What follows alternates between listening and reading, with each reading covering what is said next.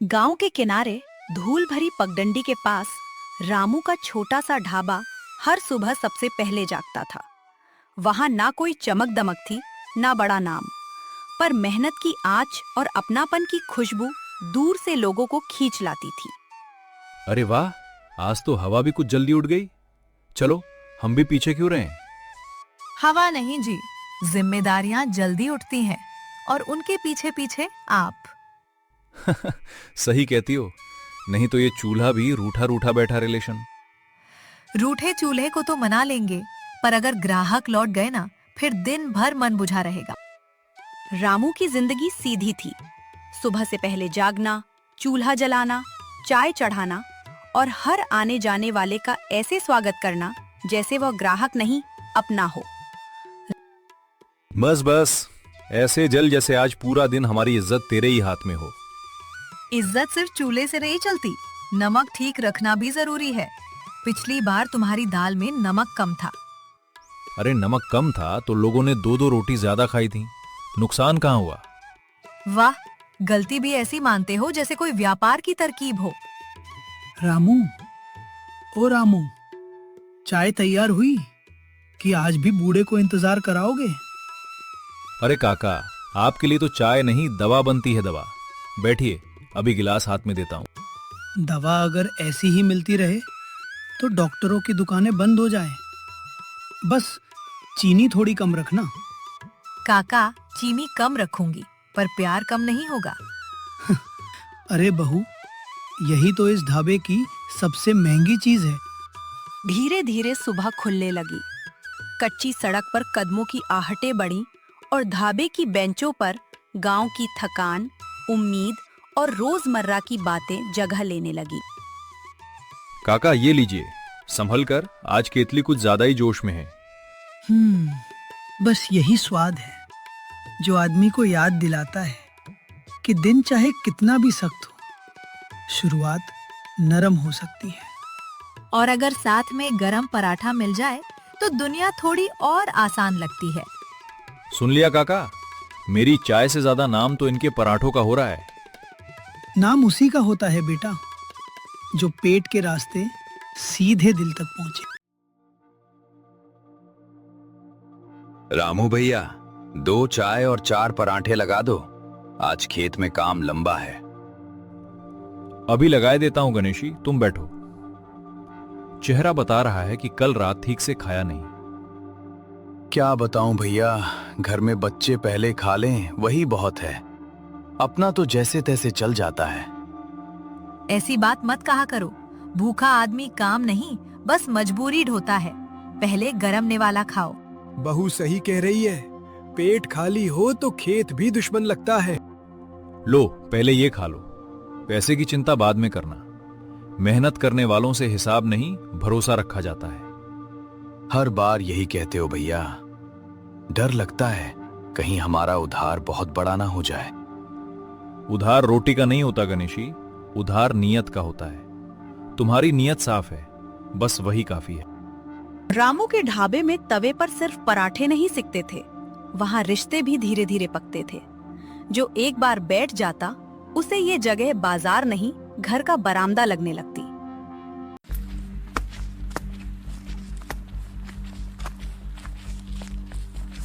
सुनो, आटा बस 2 बेलन भर बचा है और दाल भी आधी रह गई है। आज भीड़ कुछ ज्यादा लग रही है। चलो, मैं भी गोदाम से बोरी देखता हूँ। गोदाम में क्या देखोगे? कल ही तो कहा था आटा उधार लाना पड़ेगा। घर के पैसे भी बस गिने चुने हैं। जानता हूँ, पर ग्राहक को खाली हाथ लौटाना मुझे अच्छा नहीं लगता। जब तक हाथ चल रहे हैं, रास्ता भी निकल आएगा। रास्ता मेहनत से निकलता है, ये मैं भी जानती हूँ, पर हर बार मुस्कान के पीछे चिंता छिपाना आसान नहीं होता। अगर मैं घबरा गया तो ये ढाबा भी घबरा जाएगा। तुम बस साथ रहो। साथ छोड़ने की बात कभी की है क्या? बस चाहती हूँ तुम अकेले सब मत सहो। कुछ पल के लिए दोनों की नजरें मिलती हैं। पीछे तवे पर पराठा हल्का जलने लगता है। सीता तुरंत पलट देती है। रामू बेटा, चिंता का धुआं चूल्हे के धुएं से ज्यादा कड़वा होता है। सब ठीक है ना? हाँ काका, सब ठीक है। बस सुबह सुबह हिसाब किताब भी चाय मांगने आ जाता है। हिसाब अगर ईमानदार आदमी के दरवाजे आए तो देर से सही खाली नहीं लौटता। मगर चेहरा कह रहा है बात छोटी नहीं। कुछ नहीं काका, बस सामान कम है और दिन लंबा। भैया, अगर सच में तंगी है तो मेरा हिसाब आज मत लिखना, अगले हफ्ते मजदूरी मिलते ही दे दूंगा। तुम लोग खाना खाओ, ढाबा भरोसे पर चलता है, दया पर नहीं।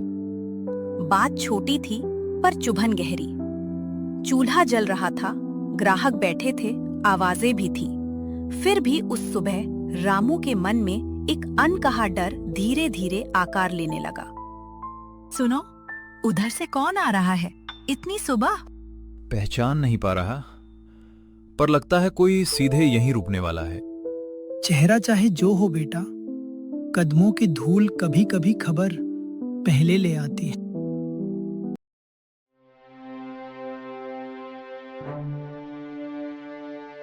रामू ने अनजाने आने वाले की ओर देखा, फिर अपने आधे भरे डिब्बों, जलते चूल्हे और पत्नी की चिंतित आंखों की ओर। सुबह अभी पूरी तरह खुली भी नहीं थी और लगता था दिन अपने साथ कोई आसान बात नहीं लाया।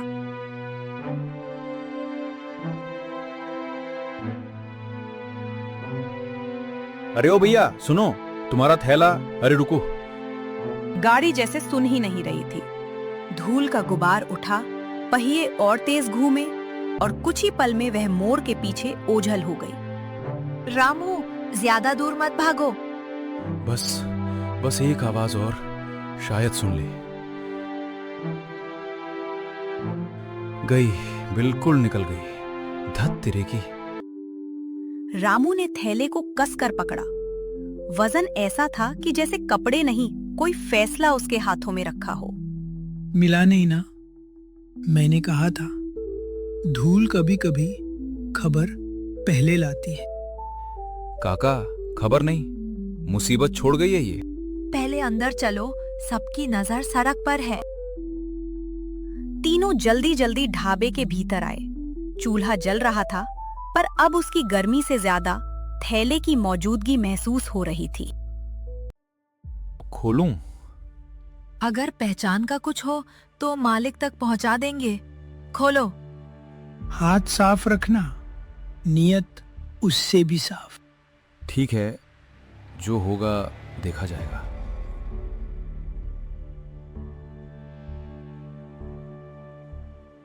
हे भगवान, इतने पैसे! इतने मैंने एक साथ कभी देखे भी नहीं। नोटों की गंध, ताजे कागज की सरसराहट और खाली डिब्बों की याद, तीनों ने मिलकर रामू के भीतर एक कठिन लड़ाई जगा दी। बेटा, पैसा जितना चमकता है उतना ही आदमी की असलियत भी दिखाता है। काका, इन पैसों से आटा आ जाएगा, तेल आ जाएगा, उधार उतर जाएगा, छप्पर भी ठीक हो जाएगा। और दवा भी आ जाएगी तुम्हारी माँ के लिए, याद है? कल रात फिर खांसी नहीं रुकी थी। याद है, सब याद है। जरूरतें गिनना आसान था, मुश्किल ये था कि हर जरूरत के सामने एक सवाल खड़ा था। क्या ये पैसा अपना है? मैं लालच नहीं कर रही रामू, पर सुनो, अगर मालिक कभी लौटा ही नहीं तो? लौटेगा। इतना पैसा कोई भूल कर नहीं छोड़ता। और अगर लौटने से पहले कोई और आकर छीन ले गया तो? गांव में खबर फैलते देर लगती है क्या? खबर से पहले नियत फिसलती है बेटी। डर ठीक है, बहाना नहीं। मैं बहाना नहीं बना रही काका, मैं घर की हालत देख रही हूँ। बस करो, मेरे सिर के अंदर वैसे ही शोर मचा है। एक तरफ भूख, एक तरफ ईमान। रामू की उंगलियां नोटों के किनारों को छूकर लौट जाती, जैसे वो खुद से डर रहा हो कि कहीं छूना ही चाहत न बन जाए। बेटा, जरूरत आदमी को झुकाती है, लेकिन बेईमानी उसे भीतर से तोड़ देती है। टूटा आदमी ढाबा क्या, घर भी नहीं संभाल पाता। पर खाली ईमान से चूल्हा भी तो नहीं जलता काका। ग्राहक भरोसे पर आते हैं, पर राशन वाला भरोसे में बोरी नहीं देता। कल साहूकार फिर आया था। बोला, इस हफ्ते पैसे नहीं दिए तो बर्तन उठा ले जाऊंगा। मैं चुप खड़ी रही। बहुत बुरा लगा रामू। मुझे क्यों नहीं बताया? तुम्हारे पास पहले से कम चिंता थी क्या? थैला अब मेज पर नहीं, जैसे तीनों के बीच रखा फैसला बन गया था। अगर मैं बस थोड़ा सा रख लूं और बाकी लौटा दूं तो क्या वो चोरी होगी? चोरी का छोटा बड़ा नहीं होता बेटा, बस पहला कदम होता है। तुम ऐसा सोच भी कैसे रहे हो? क्योंकि मैं थक गया हूं सीता। हर दिन जोड़ घटाव, हर रात चिंता। आदमी कब तक सीधा खड़ा रहे? मैं जानती हूँ, पर मैं तुम्हें झुकते नहीं देख सकती। जो तुम हो वही तो हमारा सहारा है। जिस दिन तू अपने ही मन से आंख नहीं मिला पाएगा, उस दिन ये पैसे भी बोझ लगेंगे। रामू ने थैले को फिर बांध दिया, मानो खुला छोड़ने से विचार भी बिखर जाएंगे। लेकिन मन की गांठ अभी और कस गई थी। ठीक है, गाड़ी वापस आए तो थैला उसके मालिक को दूंगा, नहीं आए तो चौपाल में खबर कर दूंगा। यही सही है, शायद यही सही है। अब बात बनी। देर से सही, मन ने सही रास्ता पहचाना। लेकिन फैसला होते ही जैसे किस्मत ने सांस रोक ली। बाहर कोई आकर ठहरा था और उसके कदमों में जल्दी नहीं, अधिकार था। ढाबे वाला कौन है? अभी अभी यहाँ से एक गाड़ी गुजरी थी, उसका थैला कहाँ है? रामू, ये कौन हो सकता है? सवाल ये नहीं बेटा, सवाल ये है कि उसे थैले का पता कैसे चला। दोपहर होते होते एक अजनबी ढाबे पर पहुंचा। उसे थैले के बारे में पता था, लेकिन उसकी बातों में कुछ अजीब था। ढाबे वाला कौन है? एक थैला यहाँ गिरा था, जल्दी से मुझे दे दो। अगर आपका है तो पहले बताइए उसमें क्या है और मालिक का नाम क्या है? उसमें पैसे हैं और कागज, अब थैला दे दो। मालिक का नाम नहीं बता सकते, फिर थैला आपको कैसे दे? बहुत सवाल करते हो, थैला दो वरना अच्छा नहीं होगा। धमकी से थैला नहीं मिलेगा, सही मालिक होगा तो पहचान भी बता देगा। अजनबी गुस्से में जीप लेकर चला गया। रामू समझ गया कि उसने थैला गलत आदमी के हाथ में जाने से बचा लिया। तुमने सही किया रामू, अब असली मालिक को ढूंढते हैं।